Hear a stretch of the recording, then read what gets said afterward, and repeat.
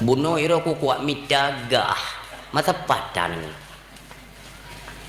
sampai hana ku peju perah ba mana mit ucuro ba menok tu bo hana gah tu ga tinggal ku kain lei lau haram jadah yo akan membuat lau gah sabe-sabe dipermainkan oleh mafia tu tertipu nyo lewat ceramah malam nyo lon sampaikan ku nak tanya kira-kira persoalan yang sedang dihadapi oleh rakyat Aceh ya mafia gah yang uronyo bertebaran di Aceh wate ta perlegah kagadah yang gadah ji wate aketun asal ka aketun lebih-lebih menghadapi pemilu dulu yang kamlei itu kumu tanya sadai kira-kira pihak kepolisian bisa tidak menuntaskan persoalannya kalau memang tidak lon mampu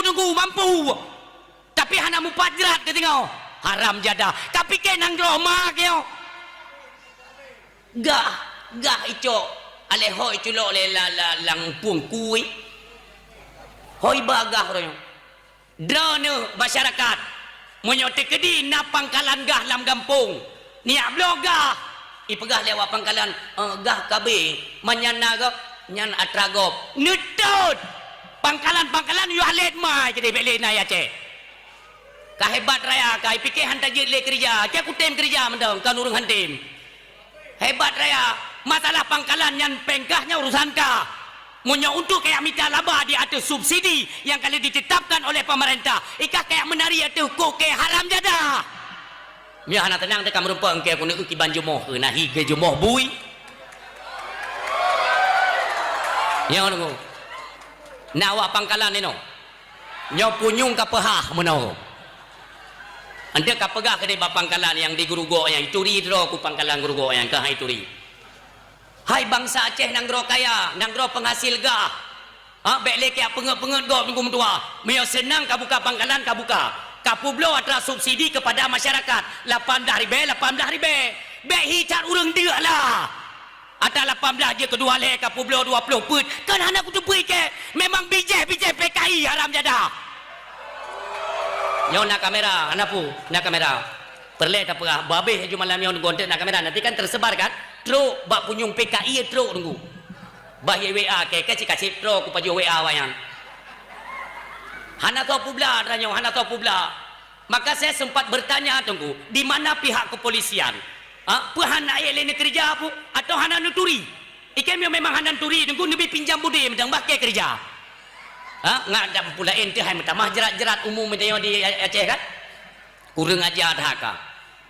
sabai fikir lewat yo pu hai je pegak ngengke ku alah hana merupa muka mio nak muka ku tak nak mai ka fikir BO nyo hana triple pertalit ini akan dicabut tunggu subsidi pertalit akan dicabut netulis negaris bawah bek ni fikir hebat tat pemerintah atra kana ai pegada nyo pertalit rota gada rencana ipegah subsidi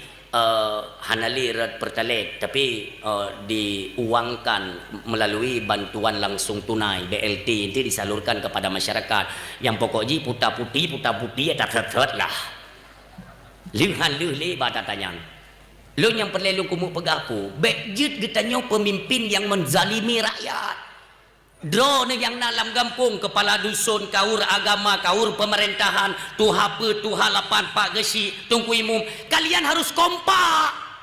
urang drone bermesabah untuk nepe adanya untuk metua keluhan-keluhan yang ada dalam masyarakat kepada tingkat kecamatan bedah pak camat merupa dengan bupati pegah tiat nyo masyarakat wakai kalangkah uronyo pak icok gak nyogah uronyo tacok kamlai pakai KTP dengan fotokopi kakak long terjalak ku ya terjalak long ada permainan politik dalam hal pemilu yang curiga itu kecurigaan ku monyo tekedinyo netanda calon apa yang sedang bermain masalah gak bumati mai baik netok bekemah mai itu pedro